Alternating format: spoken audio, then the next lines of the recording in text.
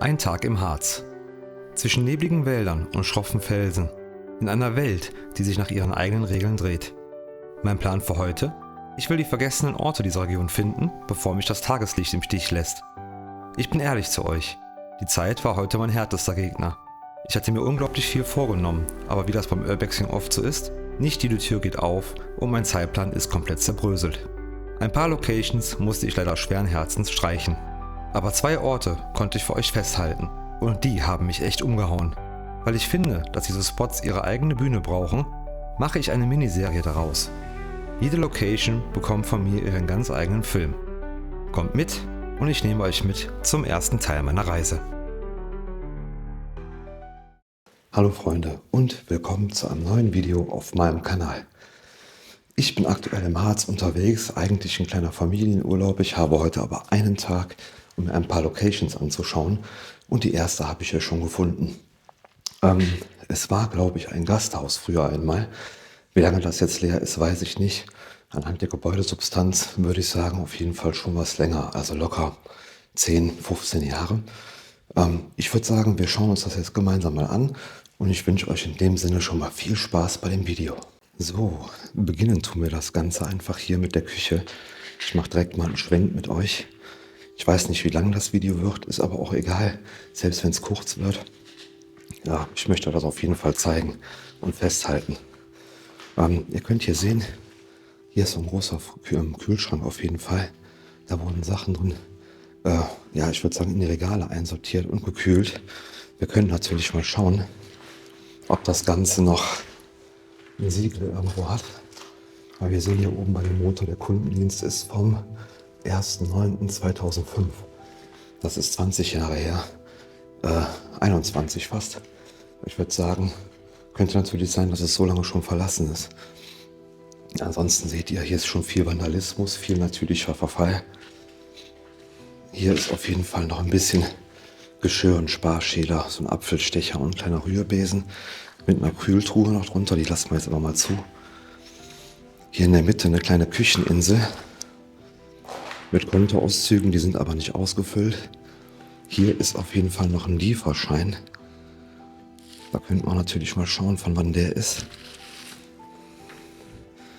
Wir schauen mal eben, ob wir ein Datum finden. 4.4.2005. Okay, das ist das nächste 2005er Datum. Ich würde sagen, das könnte schon ganz gut hinkommen, dass das hier so lange schon verlassen ist. Hier ist noch eine kleine Gefriertruhe. Ein Breta steht noch oben drauf, ein Toaster. Hier ist sogar noch Teller und Geschirr, Leute. Kaffeekanne, Reiniger. Aber ihr seht auch, ich tue die Kamera mal nach oben. Die Bausubstanz, naja, könnte besser sein. So, hier unten liegt auch noch eine Zeitung. Ich weiß nicht, welche Sprache das ist. Vielleicht könnt ihr mir da weiterhelfen. Aber ich finde das Deckblatt jetzt auch nicht. Doch, da unten. 18. Juni 2015. Das ist 10 Jahre älter als die anderen Hinweise. Das ist schwer zu sagen. Okay, wir gehen aus der Küche jetzt mal raus und ich zeige euch mal den Gastraum. Ich muss wohl super vorsichtig sein mit Licht und Ton, weil hier unmittelbar überall Nachbarn sind. Ich hoffe, ihr nehmt es mir nicht übel.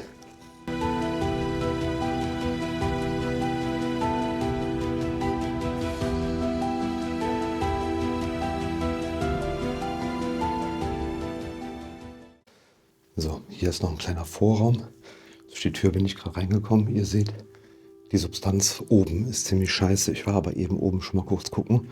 In ein paar Räume kommen wir noch entspannt rein. Aber zuerst gehen wir jetzt in diesen Gastraum. Guckt euch das mal an. Ist das kein Wahnsinnsblick, Leute? Hier liegen überall Dokumente. Bikertreff, Pension. Ich denke, das war das hier. Speisegaststätte, wo wir gerade drin sind. Und auf jeden Fall, da hinter diesen Türen sind die Nachbarn.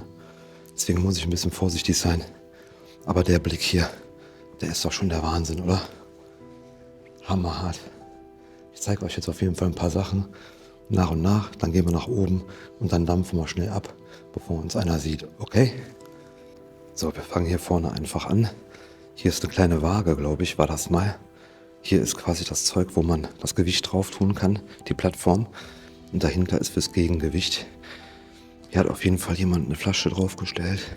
Und hier liegen auch überall diese Dokumente von der Speisegaststätte und Pension. Ansonsten ist jetzt hier in der Ecke nicht mehr so viel. Achtung mit der Türe hier. Schnell vorbeihuschen. So, hier richtig cool. Stehen 2 alte Skier. Richtig uralte Dinger. Boah, die sind auf jeden Fall nicht topmodern. Wahnsinn. Ich hoffe, ihr könnt die sehen, auch ohne Licht. Auf der Kamera sieht es ganz gut aus. Da oben hängen noch so ein paar landwirtschaftliche Sachen und so ein Kranz. Und dann stand hier in dem Raum auf jeden Fall dieser Riesenkamin hier. Mega cool. Also hier konnte man auf jeden Fall diesen Gastraum, konnte man richtig schön mit Feuer heizen und richtig schön warm machen. Mega cool. Dann haben wir hier noch einen Spiegel. Grüßt euch. Es ist richtig kalt gerade, minus 5 Grad draußen, deswegen trage ich wieder Mütze. Und hier steht mitten im Raum einfach ein Bett. Leute, warum? War das Deko? Hat hier jemand geschlafen? Ich weiß es nicht. Guckt euch das mal an. Das ist auf jeden Fall ein richtig schönes altes Holzbett. So, direkt neben dem Holzbett steht hier so eine alte Kiste oder so ein großer Korb. Da sind auch Kinderbücher drin, Freunde. Könnt ihr das erkennen? Ernie und Bert aus der Sesamstraße, Benjamin Blümchen. Wie gesagt, ich kann hier gerade nicht viel Licht machen. Ich kann es mal eben versuchen mit dem Kameralicht. So, ich habe das Kameralicht mal kurz angemacht. So könnt ihr das ein bisschen besser sehen. Schaut mal. Alles voll mit Kinderbüchern hier. Das ist der Wahnsinn. Woher kommt das alles? Also schnell das Licht wieder ausgemacht. Hier steht so ein Doppelstockbett. Warum auch immer das auch hier im Gastraum steht. Das wird uns aber auf jeden Fall noch ein bisschen begleiten. Und hier ist auf jeden Fall noch von 2007 Werbung oder Flyer, wo hier eine Band gespielt hat, ab 20 Uhr. Okay, das ist auf jeden Fall eine Band aus Holland. Das erklärt, warum hier am Fachkreisen das Ding auch Gaststätte Holländer heißt. Hier so richtig schön alte Fenster. Und jetzt kommt eigentlich das Kernstück dieses Raumes. Diese Theke hier. Guckt euch das mal an. Das sieht noch richtig cool aus, Leute. Mega, mega gut. Ihr seht, das ist ein bisschen im Scheunenstil. Da oben ist auch das Dach. Aber das ist schon ziemlich cool gemacht. Hier liegen überall noch diese Kränze drauf für die Pilzgläser. Ein Wok steht noch hier. Und daneben direkt hier, das pixel ich euch wegen dem Ort, ist auf jeden Fall eine Briefkarte. Aber die ist nicht beschrieben. Auch hier wieder ein Kinderkreisel. Und hier liegt noch das alte Betriebsbuch für Getränkeanlagen.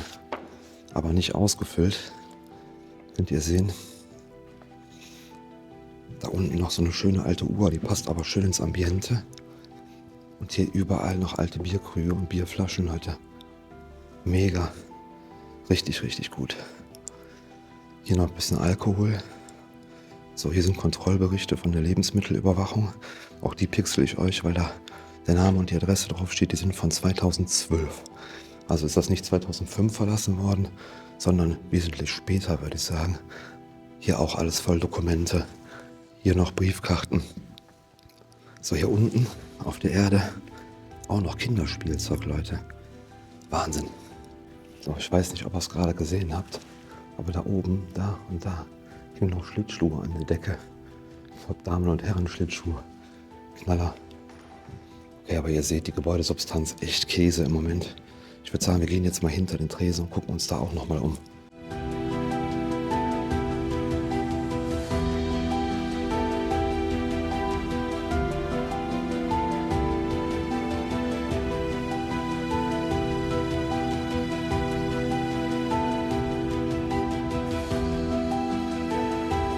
So, aber hinterm Tresen seht ihr auch, hier ist nicht mehr wirklich was zu sehen, nichts zu entdecken. Auch noch so ein paar Pilzkränze, kaputte Flaschen, Regal, ein leerer Kühlschrank und auch hier im Regal noch ein paar Alkoholflaschen. Okay, ich glaube, das war's von hier unten. Ich würde sagen, ich mache das Licht aus und wir gehen mal nach oben. So, also das ganze Ding scheint jetzt mindestens seit 2012 verlassen zu sein. So in etwa 10, 15 Jahre, wie ich es am Anfang gesagt habe. Das könnte trotzdem passen, weil hier in der Region ist es super kalt. super windig und super nass. Deswegen die Gebäudesubstanz wahrscheinlich. Okay, ich stehe jetzt im Treppenhaus. Wir können noch eine Etage nach oben. Da oben sind auch noch 2, 3 Räume, die können wir uns mal anschauen. Die Toilettenanlage, die spare ich mir jetzt. Ich glaube, die wollt ihr nicht sehen. Aber oben, da können wir noch mal einen Blick reinwerfen.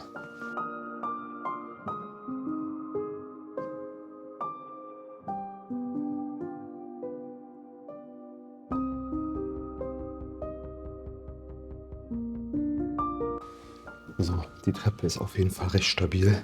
Das ist schon mal ganz gut. Ihr könnt hier hinter mir sehen, da geht es auch noch nach oben, aber nur auf den Dachboden. Und den schenke ich mir heute, weil das von der Substanz, das seht ihr jetzt gleich auch, richtig scheiße ist. Da habe ich keinen Bock drauf, das ist lebensgefährlich, Freunde. Okay, ich drehe die Kamera rum. Ich zeige euch, was hier oben abgeht. So, hier ist der erste Raum oben. Recht unspektakulär. Ein Spind steht da drin. Hier schon alles voll Moos und Holz. Warum? Deswegen. Und deswegen gehe ich auf gar keinen Fall auf den Dachboden, Freunde. Das ist mir zu riskant. Ist jetzt hier auch nicht sonderlich spektakulär. Da steht noch ein Tannenbaumständer. So ein bisschen Kleinkram. Da hinten sind noch Räume. Die sind vielleicht ein bisschen interessanter für euch. So, könnt ihr hier den Blick sehen. Hier gehen wir mal durch die Türe durch. Hier sind auch Löcher im Boden. Da unten müssen wir richtig vorsichtig sein. Und drehen uns erstmal nach links. Super cool. Hier steht ein alter Kachelofen im Raum. Hier konnte man auf jeden Fall auch noch mit Feuer heizen. Aber ihr seht schon hier, auch alles nass. Der Boden morsch. Das wollen wir gar nicht. Da stehen noch Notfallhinweise mit dem Notfallplan, wo wir sind und was man am besten macht. Da unten ist sogar noch Holz für den Kachelofen. So, auch da der Dachboden. Wie gesagt, den sparen wir uns. Und hier stand so ein richtig cooles Holzbett drin, Leute. Und ich glaube auch ein Kleiderschrank hier hinter. Aber wie ihr sehen könnt, die komplette Deckentapete ist einfach runtergeklatscht. Die war da oben fest, das kann man noch sehen. Aber die ist einfach runtergefallen. Ja, ist Hammer. Aber das ist natürlich der natürliche Verfall, ne? Das ist jetzt nicht der Vandalismus, sondern einfach der pure natürliche Verfall. Gut, gehen wir wieder raus. Werfen mal einen Blick gegenüber rein. Aber ich glaube, das sind die Damentoiletten gewesen. Yes. Waschbecken. Eine Heizung ist noch hier. Eine Dusche. Ich mache die Tür mal zu. Gucken wir mal. Oh, da sind auch die Nachbarn. Aber auch hier ist eigentlich nichts zu sehen. Außer mir. Okay. Dann bleibt eigentlich nur noch dieser Raum hier. Und ihr seht durch den Blick durch die Türe schon, auch da stehen Hochbetten. Lasst uns mal gemeinsam einen Blick reinwerfen. So, auch hier seht ihr wieder einen alten Kachelofen, der mit Feuer betrieben wird. Und hier 2 Stockbetten. Oben ist noch eine Matratze drauf. Sogar das Bettzeug noch gefalten. Als könnte man hier direkt wieder schlafen. Natürlich aufgrund des Zustandes nicht. Aber auf jeden Fall wurde nachher auch hier mit Elektro geheizt. Das ist nämlich so ein Elektroheizkörper. Hier ein kleiner Wäschekorb. Und direkt daneben nochmal ein Doppelstockbett. Richtig cool. Das fängt aber hier auch an schon zu rosten, wie ihr sehen könnt. Aber das ist auf jeden Fall schon uralt. Also von der Optik her würde ich sagen älter als 2012. Vielleicht sogar noch DDR-Zeiten. Ich weiß es nicht. Aber auf jeden Fall ist dieser Blick hier, das ist doch mega, oder? Von hier aus umgedreht noch ein Raum. Nochmal mit 2 Doppelstockbetten. Diesmal aber ohne Heizkörper. Aber auch wieder mit Matratzen. Hier steht noch eine Duschwanne, vielleicht sollte hier mal renoviert werden. Altes Fenster. Und ihr seht auch da oben fängt der Schimmel an. Da kommt die Feuchtigkeit vom Dach durch. Das ist wahrscheinlich auch einer der Gründe, warum man oben nicht mehr hin kann. Da hinterm Fenster ist direkt die Hauptstraße. Ist für mich jetzt nicht so schlimm. Aber guckt euch mal diesen Türrahmen an hier. Die ganze Farbe und der ganze Lack von der Tür, die geht schon ab. Richtig mega gut. Naja, gut, das war's von hier oben jetzt erstmal. Ah, hier nochmal der Blick. Wahnsinn. Richtig, richtig cool.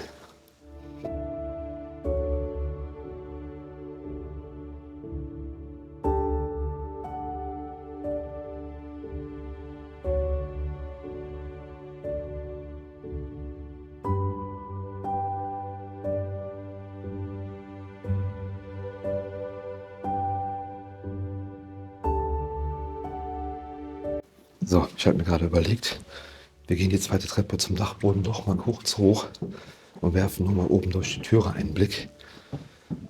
Wir gehen nicht rein, das ist mir zu riskant, aber die Treppe sieht noch gut aus. Oha, ja, alles klar. Ich drehe die Kamera mal um. Ich glaube, hier kann ich auch ein bisschen Licht machen.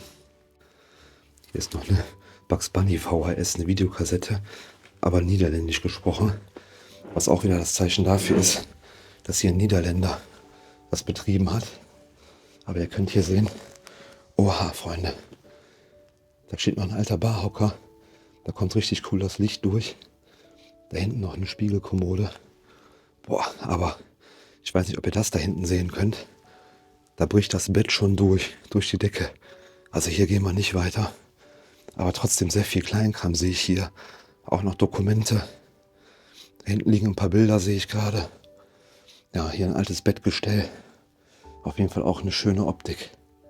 So, okay, ich gehe wieder runter, bevor ich hier noch irgendwie in einer Art und Weise einstürze und mein Leben gefährde. Weil das war nur die erste Location, die ich jetzt hier an diesem Tag besuchen möchte im Harz. Klein, aber fein. Auf jeden Fall. Aber irgendwie schön, finde ich. Am schönsten fand ich den Gastraum. Was fandet ihr am schönsten? Könnt ihr gerne mal reinschreiben, würde mich mal interessieren. So, auch wenn der hier total zerwühlt ist, der Raum, den möchte ich euch nicht unterschlagen. Machen wir ganz kurz, werfen einen Blick rein. Hier war auf jeden Fall auch noch Geschirr deponiert. Das sind so große Fleischplatten. Ein Eierbecher sehe ich da noch. Und da so, ja, ich würde sagen, wie so ja, ein Büroschrank oder sowas, ne? Und auch hier, sieht auch aus wie so ein Schreibtisch. Aber auch hier fällt die Gebäudesubstanz da drauf. Dementsprechend ist der Zustand mehr als bescheiden. Und das seht ihr auch da in dem anderen Vorraum. Den habe ich euch eben auch nicht gezeigt. Aber sei es drum, der ist nicht ganz so wichtig. Denn das Wichtigste haben wir gesehen. Was auch noch mega interessant ist, ist das hier. Das ist, glaube ich, so eine alte Krankenliege. Aber die ist auch schon uralt. Also das sieht nach Zweitem, Ersten Weltkrieg aus. Alles noch geschnürt, aber natürlich schon komplett zerrissen und auseinandergefallen. Auch sehr, sehr cool. Da geht's zum Keller. Da werfe ich gleich mal ganz kurz einen Blick rein und guck mal, was da noch ist. Aber ich glaube, dann hören wir hier auf. So, noch ein kurzer Blick in den Keller. Aber ihr seht, eigentlich lohnt es sich hier auch nicht mehr.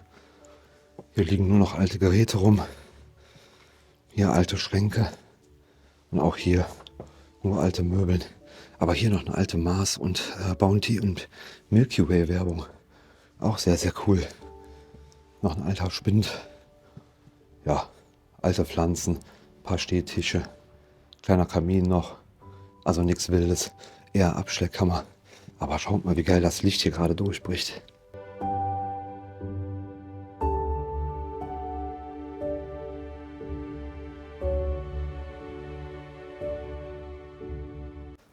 So Freunde, aus dem Gastraum, hinter mir die Theke, beende ich das Video jetzt an der Stelle.